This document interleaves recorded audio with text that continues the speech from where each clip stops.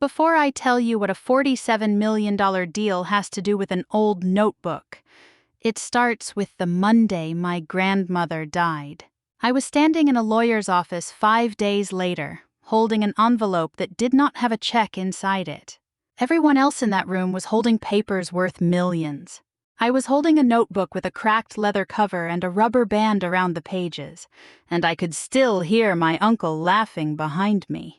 That laugh is the sound I want you to remember, because in about 20 minutes, it stopped completely, and it never came back the way it used to be. My name is Josie Calloway. I am 29 years old, and until that Monday, I thought I already knew exactly where I stood in my family. I had made peace with it years ago, or at least told myself I had. None of what happened in that room makes sense without the 12 years that came before it. I grew up spending my summers at Whitfield Orchards, 640 acres of hazelnut and pear trees in the Willamette Valley, planted by my great-grandfather and kept alive, season after season, by my grandmother, Eleanor Whitfield. While my cousin was posting sunset photos from the orchard for her followers, I was the one out there at 6 in the morning with my grandmother, testing soil samples and writing down which rows needed more water before the heat came in. I could tell you the exact smell of that orchard in late August. Warm dirt and crushed hazelnut leaves, and the diesel smell off Dale's old tractor. My grandmother used to hand me a soil probe before I even had coffee in me and say, "The ground doesn't wait for you to wake up, Josie, so you might as well beat it there." I never forgot that. Nobody else in my family ever called what I did there a career. My Uncle Roland, who ran the family's food processing company from an office in Portland, called it a hobby, something I would grow out of once real life caught up with me. My mother, Diane, called it a phase, and reminded me of it every time I turned down a job that would have paid more and meant less. I kept doing it anyway, because my grandmother never once made me feel like it was small. And because those quiet mornings meant more to me than anyone else's approval ever did. I remember one morning in particular, the summer I turned 19, when I asked her why she still walked every single row herself instead of letting Dale handle it alone. She crouched down, pressed 2 fingers into the dirt near a young tree, and told me the ground tells you the truth long before the harvest does, if you're willing to actually kneel down and listen to it. "Everybody else in this family wants to read the numbers at the end of the season," she said. "You're the only one who ever wanted to read the dirt in the middle of it." I didn't understand what she meant back then. I understood it a lot better 12 years later, sitting in a lawyer's office holding a notebook. Family holidays made the gap between us and them impossible to miss. At Thanksgiving, the year I turned 25, Roland spent 20 minutes at the table describing a new product line launch, while my mother nodded along like she had helped build it herself. When someone finally asked what I was working on, Roland answered before I could, "Something about soil." Right, still doing the soil thing. And the table moved on to dessert before I said a single word. My grandmother was the only one who asked me a real follow-up question later that night, alone in the kitchen while we washed dishes. And she listened to the whole answer without checking her phone once. Roland was the one who mattered in that family. At least by the numbers. He had grown Whitfield Foods from a regional cannery into a company that put my grandmother's name on jars in grocery stores across 3 states, and he never let anyone forget it.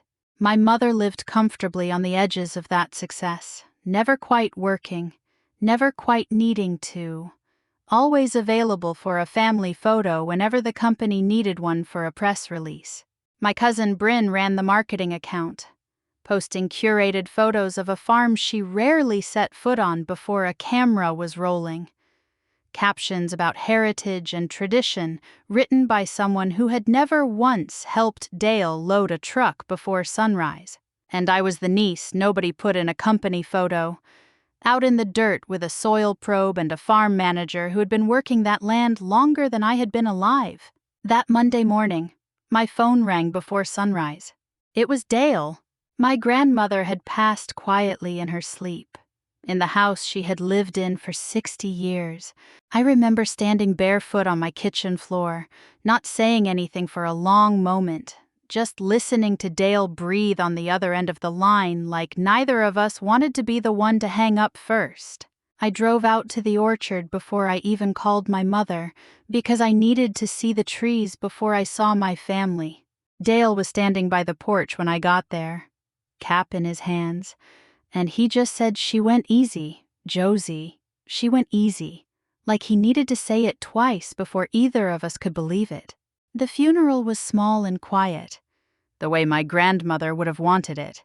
She never liked a fuss. Never liked anyone making a show of feeling something they hadn't actually earned.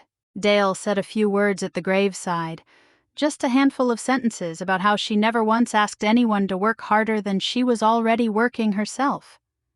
And his voice cracked on the last line in a way that told me more about her than anything Roland said in his own, longer, more polished remarks about her legacy and her vision. I noticed Roland checked his watch twice during the service.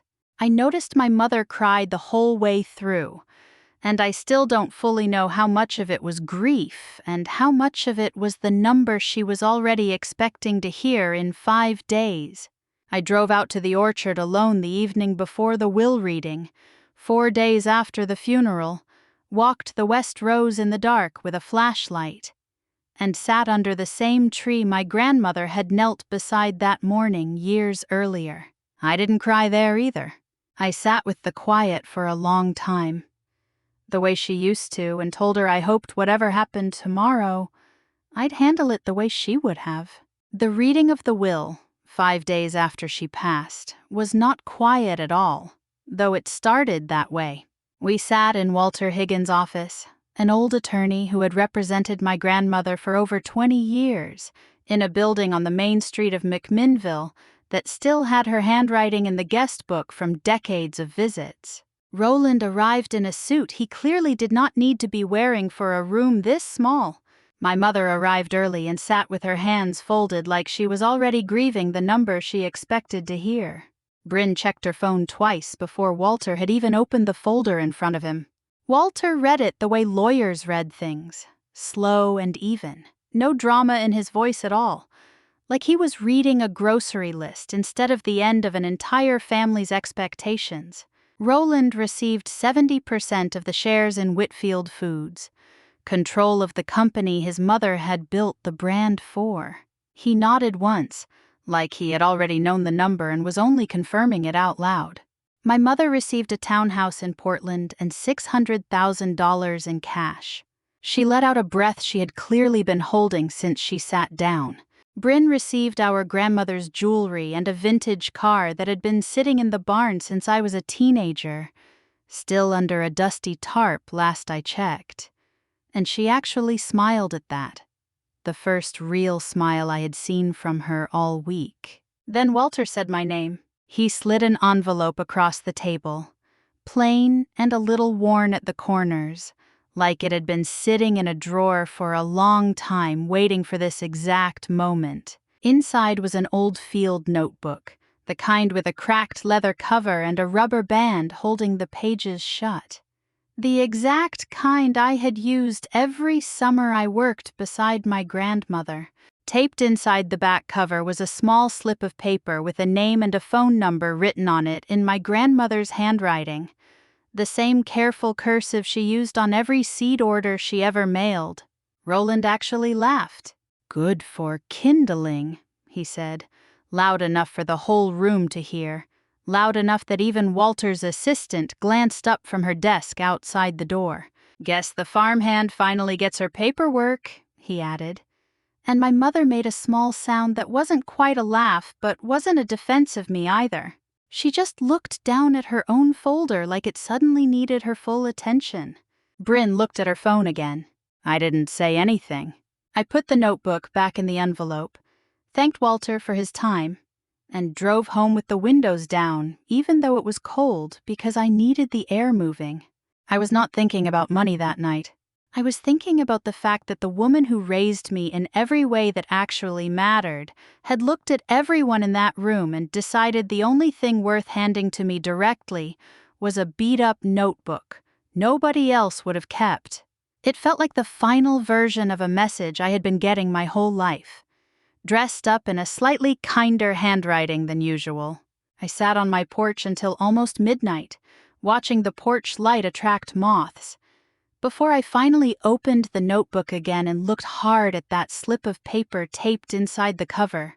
I called the number the next morning, standing in my kitchen with a cup of coffee going cold in my hand. A man's voice answered on the second ring, calm, unhurried, like he had been expecting this call for far longer than made any sense to me. "I've been waiting for your call, Air," he said. That was Walter, but not the Walter from the office with the folder and the even reading voice. This was Walter with something he had clearly been carrying for years, waiting for exactly the right moment to finally say it out loud. He asked me to come back to his office that afternoon, alone, no one else. And something in the way he said alone told me this wasn't going to be a short conversation. I got there before my appointment time and sat in his waiting room for 10 minutes anyway, just to steady myself. When he finally called me in, he didn't start with paperwork. He asked me a question first. "Do you know why your grandmother handed you a notebook instead of a check, Josie?" I told him I didn't. Not really. And he nodded like that was the answer he expected. 12 years earlier, when I was 17 and just starting to spend my summers working the orchard full-time instead of just visiting on weekends, my grandmother had done something none of us knew about. She placed all 640 acres of Whitfield orchards into an irrevocable land conservation trust, working with a nonprofit called Cascade Farmland Conservancy. A conservation easement was recorded permanently on the deed at the Yamhill County Recorder's office, stripping away, forever, the right to develop that land for anything other than agriculture. It could never be rezoned. It could never be subdivided into lots. It could never be sold to a developer, no matter who technically held the deed or ran the company that depended on it.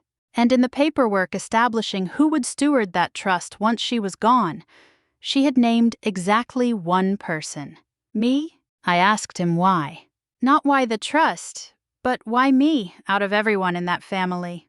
Walter didn't answer right away. He reached into a drawer and pulled out a thick folder. And when he opened it, I recognized my own handwriting on the first page before I even understood what I was looking at. He didn't just tell me this. He showed me. He pulled out copies of my own field logs, 12 years of them, notes I had written as a teenager about soil pH and irrigation timing, and which rows of hazelnut trees needed pruning before the first frost. My grandmother had kept a copy of every single one. Not because she needed the data for the farm, because she was building a record, quietly, year after year, for exactly this moment. Proof of who had actually shown up when nobody was watching and nothing was being posted online about it. She told me once, Walter said, reading from a line in her own notes, that a person's real inheritance is whatever they were already doing when they thought no one was counting. There was one more page in that folder, one Walter saved for last. It was a short letter, handwritten, dated the same week she'd set up the trust. She hadn't written it to explain herself to a courtroom. She'd written it in case I ever doubted, years later, whether I deserved any of this. "Josie, it started, if you're reading this, I'm gone. And someone in this family has probably already made you feel small about that notebook. I need you to know I didn't choose you because I loved you more than the others. I chose you because you were the only one who never once needed me to prove I loved you back." Walter let me sit alone with that page for a few minutes before he said anything else. I sat in that office and didn't cry, not because I wasn't overwhelmed, but because some part of me had learned a long time ago to hold still until I actually understood what I was looking at, Roland still had his 70% of a company that carried our family's name on every single label in every store that sold it. But the land that fed that company, the actual ground the entire brand had been built on, no longer answered to him at all, and hadn't for 12 years. He just didn't know it yet. I drove home that night and didn't tell a soul, not even Dale. I needed to understand what I was actually holding before I said a single word about it to anyone in that family. For the first few days, I mostly felt afraid of it. Being the steward of 640 acres wasn't something I had ever asked for. And some nights I sat at my kitchen table wondering if I was actually the right person to carry something that size, or if my grandmother had simply run out of better options. I drove out to the orchard alone more than once that week, walked the same rows I had walked as a teenager, and tried to imagine what it would actually mean to be responsible for all of it. Not just the soil and the trees, but the decisions, the pressure, the family that came with it. Dale caught me out there one evening, sitting on an overturned crate near the equipment shed, and asked if I was all right. I told him I was just thinking, he said in his usual handful of words, that my grandmother never once picked someone for a job they weren't ready for, and went back to checking the irrigation lines like that settled the matter for him completely. Over the next 2 weeks, I read through every page of the trust documents Walter had given me, slowly learning what a conservation easement actually meant in practice, what my responsibilities as steward really were, how much authority I now technically had over land that everyone else in my family assumed was simply Roland's inheritance to manage however he wanted. I drove out to see Aunt Susan, my grandmother's younger sister, who lived alone in a small house a few miles from the orchard and rarely came to family events anymore. She made tea and didn't seem surprised at all by what I told her. Your grandmother trusted people who worked, not people who talked about working, she said, stirring her cup slowly. She told me almost nothing else that afternoon, but she squeezed my hand on the way out and told me to call her if things got difficult with Roland. And something about the way she said his name told me she already knew more than she was letting on. I also spent an afternoon on the phone with a woman named Carla at Cascade Farmland Conservancy, the non-profit holding the actual easement, just to understand my obligations from their side of the paperwork rather than only Walter's. She walked me through what perpetuity actually meant in a legal sense, that the Conservancy was bound forever to enforce the restrictions on that land no matter who owned the deed generations from now, and that they conducted a physical site visit every single year to confirm the land was still being used exactly as the easement required. It made the whole thing feel less like an inheritance and more like a promise with an outside witness permanently attached to it. Which was, I realized later, probably the entire point. And the more I read through those documents, the more one small detail Dale mentioned kept bothering me. He told me, almost in passing while we were checking on the West Rows one morning, that he had seen a survey crew out near the property boundary a few months back. Running lines and taking measurements nobody had explained to him. Trucks with a logo he didn't recognize, he said. Out there before he'd even had his coffee, gone before he could ask them anything. Nobody had authorized that survey. Nobody except someone with access to deed records who had reason to know exactly where those boundary lines sat. It didn't take long to find the thread once I started pulling on it. A former assistant of Roland's, a woman named Priya who had left the company on bad terms the year before, reached out to me after hearing about my grandmother's passing. We met at a coffee shop in Portland, and she looked around twice before she even sat down. She still had access to old email chains from her time at Whitfield Foods, ones she had never bothered to delete on her personal accounts, because she said a small, cautious part of her had always figured she might need them someday. What she sent me later that night was a series of messages between Roland and a real estate firm called Meridian Ridge Developments, discussing a proposal to purchase a portion of Whitfield Orchards for $47 million to build a residential subdivision along the western edge of the property. The negotiations had been going on for nearly 3 years. My grandmother had been alive for most of them, walking those same rows every morning while her own son quietly worked out how to sell the ground out from under her. I sat with that number for a long time, staring at it on my laptop screen until the letters stopped looking like words. $47 million against a farmland value of roughly $9 million if it ever sold for agricultural use alone. That gap, right there, was the entire reason my grandmother had needed a trust nobody could touch, drawn up 12 years before any of us even knew to worry about it. A few days after that, Roland called me directly, which he almost never did.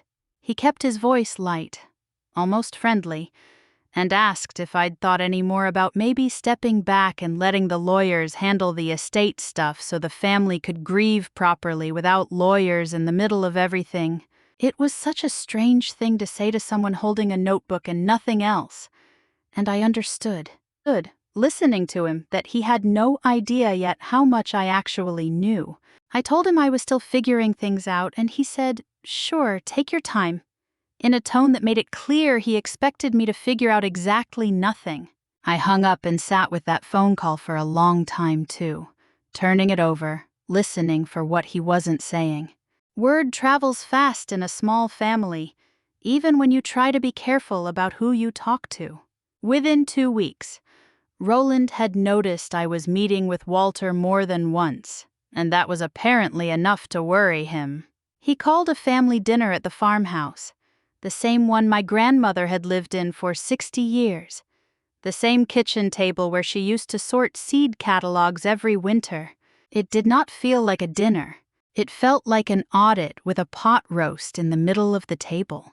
My mother kept asking me, gently at first, then less gently as the evening went on, what exactly Walter and I were discussing behind closed doors. She used the phrase family harmony 4 separate times over the course of one conversation, like repeating it enough would make it true. "Can't you just let this go, for the family?" she finally said. And I remember thinking that letting go had always meant me giving something up, never anyone else. Roland was more direct, the way he always was when he thought subtlety wasn't working fast enough. He wanted to know if I was trying to cause problems over an old notebook, and he said the word notebook like it was still a joke he hadn't gotten tired of telling. "You do understand that company runs on land decisions I make, right?" he said. Not the other way around. When I still didn't answer, he leaned back in his chair and added that he'd hate for something like this to affect whether I was still welcome at family things, like the orchard itself. My own grandmother's kitchen table was his to decide who got invited to. My mother flinched at that, just slightly, but she didn't correct him either. I said very little. I let them talk. Let the pressure build around the table while I ate slowly and kept my hand steady. Bryn, who usually matched her father's tone at these dinners without much resistance, went quiet about halfway through and eventually got up and stepped outside onto the porch. I followed her out a few minutes later, plates still on the table behind us. She didn't look at me at first when she finally spoke. She told me that 2 years earlier she had pitched Roland an idea to open the orchard for public tours and seasonal harvest events. Something real. Something that used the land itself instead of just photographing it from a flattering angle. He had shut it down in about 30 seconds flat and told her it wasn't profitable enough to bother with, that the company didn't need to be in the business of tourism. "Nobody remembers I had an actual idea once," she said quietly, arms crossed against the cold.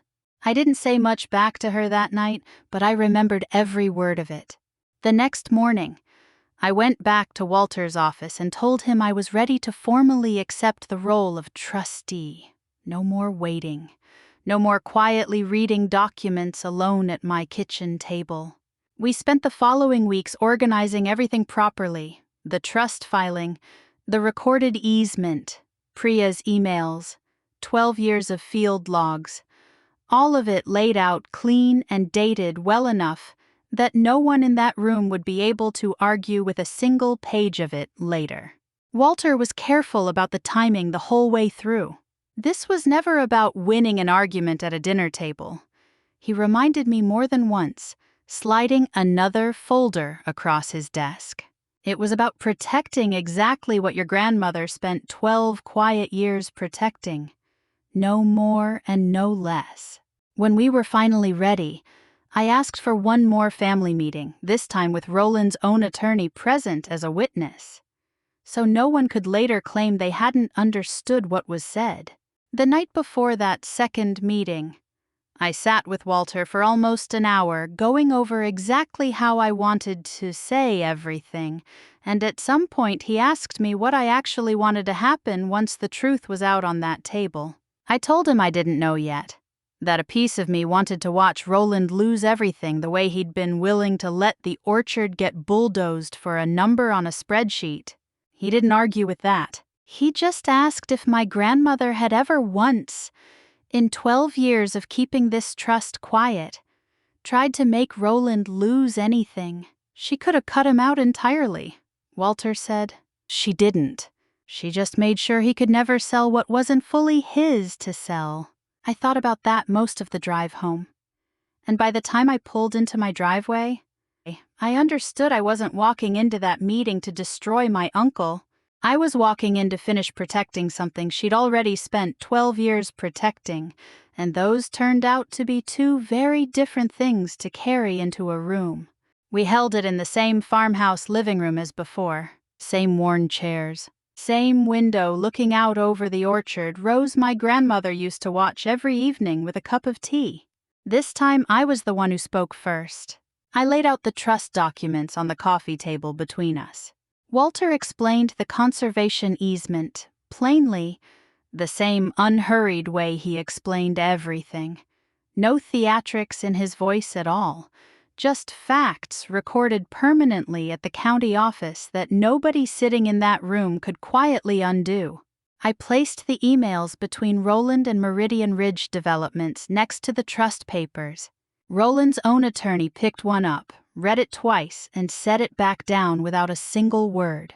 Then I opened my own field notebook, the current one, the one I had kept going every single day since I got the old one back from that envelope, and set it down on top of the pile like a period at the end of a sentence. The room went completely, genuinely silent for a moment.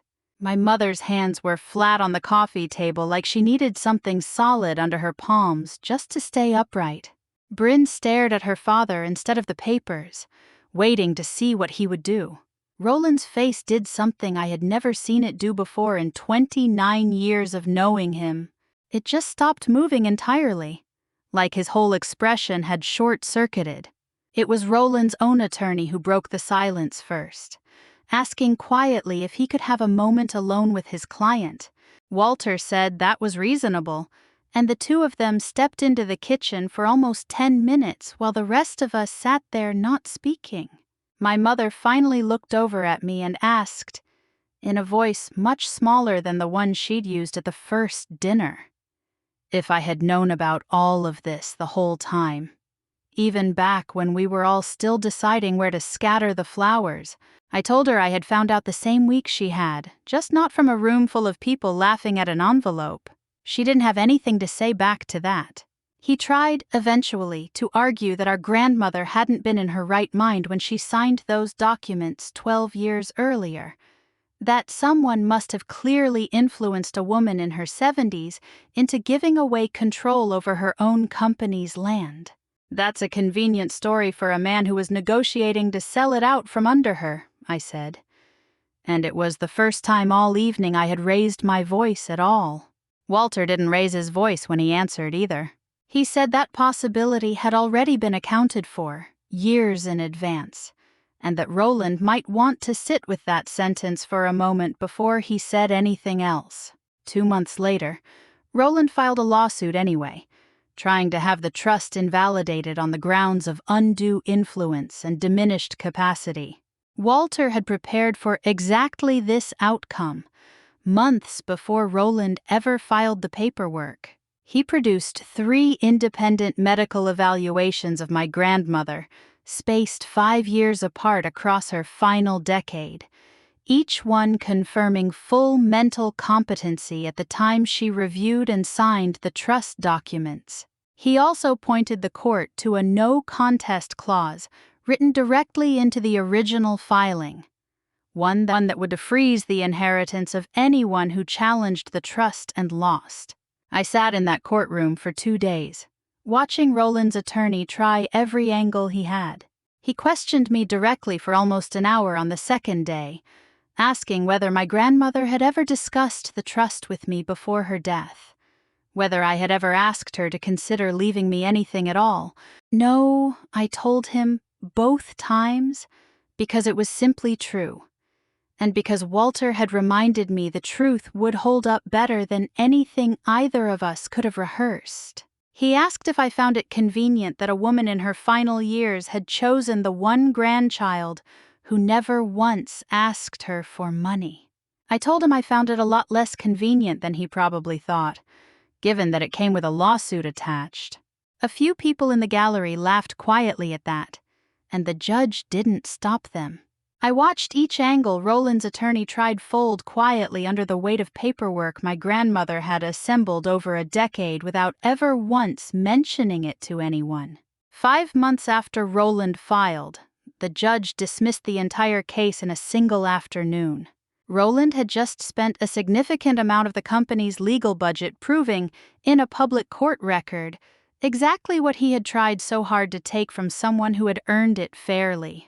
Outside the courthouse, he walked past me without a word, his attorney trailing a step behind him with a briefcase that suddenly looked heavier than it had that morning. I called Priya that night to tell her how it ended. She was quiet for a moment, then said she was glad someone had finally done something with those emails besides let them sit unread in an old inbox. I told her she was the reason any of it held together in that courtroom, and she said, a little embarrassed, that she'd mostly just been waiting for someone worth handing them to. What happened after that wasn't something I orchestrated behind the scenes. It just happened, the way consequences tend to when nobody is standing between you and them anymore, running interference. Meridian Ridge Developments quietly pulled out of the deal within a month of the ruling, since a permanently recorded conservation easement made the land legally impossible to develop no matter whose name sat on the company letterhead. Whitfield Foods shareholders started asking pointed questions about a public lawsuit their CEO had lost, and about 3 years spent negotiating a land deal that was never actually his to make in the first place.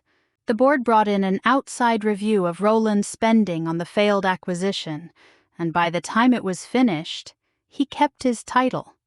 But the board attached an oversight committee to every major decision he made from then on, the kind of arrangement that exists specifically for executives nobody fully trusts alone in a room anymore.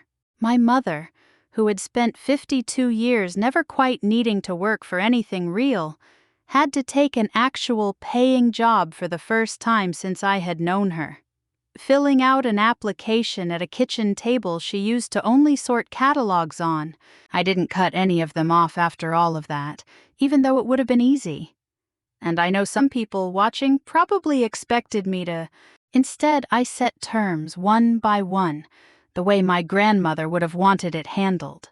Roland could keep running Whitfield Foods, keep his 70%, keep his office in Portland, but only under a long-term land lease negotiated directly with the Conservation Trust, at a fair rate the trust itself controlled, with no further say over what happened to the ground.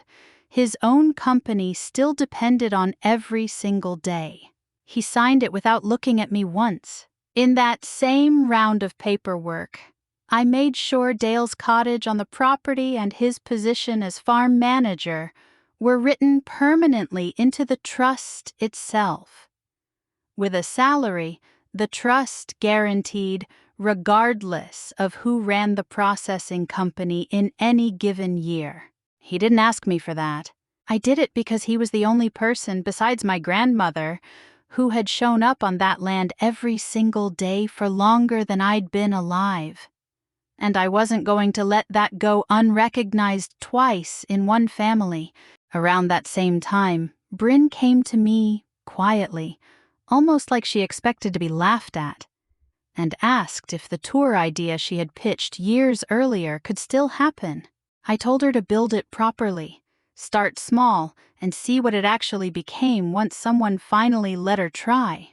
She showed up at the orchard 3 days later with a notebook of her own, an actual paper one, and asked me to walk her through the rows the same way our grandmother used to walk me through them. Which trees bloomed first, which paths were safe for visitors, where the light hit best in late afternoon. It was strange, teaching her the same things I had once been taught. But somewhere in that first walk, she stopped asking questions like a marketer looking for content and started asking them like someone who actually wanted to understand the land under her feet. She had her first harvest walk planned within 2 months, and she asked me to help her lead it, which was not something either of us would have imagined sitting on that porch together a year earlier. As for my mother, I never got the full apology I used to think I needed from her. A few weeks after she started her new job, she called me one evening, sounding tired in a way I had never heard from her before, and asked how I had known, all those years, that the notebook mattered more than the number. I didn't defend myself, she finally said, and I've been sitting with why. What I got that night wasn't a long conversation. It was one quiet "you're right," said without an argument trailing behind it. The first time in my entire life she had said those 2 words to me, and just let them sit there on their own, without immediately explaining why she'd been wrong to begin with. A year later, we were all back at that same farmhouse for the hazelnut harvest, the way my grandmother's family had gathered every fall for 3 generations before us. It wasn't some perfect reunion, and I'm not going to pretend it was. There was still distance around that table that I don't think will ever fully close. Not completely, not for any of us. Roland was quieter than I had ever seen him, watching Bryn lead a small group of visitors through the rows with more pride on his face than I expected. My mother stood near the porch, coffee in hand, not saying much, but she was there. Aunt Susan sat in a lawn chair near the barn most of the afternoon, watching all of it unfold with the same quiet attention she'd given me that day over tea. And when I finally sat down next to her, she just patted my knee once and said, "Your grandmother would have liked this mess exactly as it is," which was about the closest thing to a compliment I'd gotten from anyone in that family all year. But everyone showed up that day, including me, and this time I wasn't standing off to the side holding an envelope nobody else wanted to look at. The day itself moved the way harvest days always had on that land. Trucks rumbling between the rows, crates stacking up faster than anyone could count them. Dale shouting good-natured instructions at 2 teenagers he'd hired for the season who clearly had no idea yet how much there was still to learn. For a few hours, nobody in that family was thinking about wills or lawsuits or who owned what. We were just people picking hazelnuts off the same trees our grandmother had planted. And for the first time in a long time, that felt like enough on its own. That evening, after the harvest baskets were stacked in the barn and the light had gone gold and low over the trees, I sat on the same porch steps where my grandmother used to sit, with a brand new notebook in my lap, the same cracked leather kind, and started writing down what the West Rows would need before next season. Land like this was never really going to belong to whoever's name sat on a piece of paper in a filing cabinet somewhere in McMinnville. I still have that first notebook, the one my grandmother left me in that envelope. It sits on the same shelf as all the new ones now, 12 years of her careful handwriting resting right next to mine. And every time I open it, I remember exactly what it felt like the day everyone in that room thought it was worth nothing at all. If you were ever the one your family overlooked, the one who never got the big number read out loud at the table, was there ever something small they handed you without realizing what it actually meant?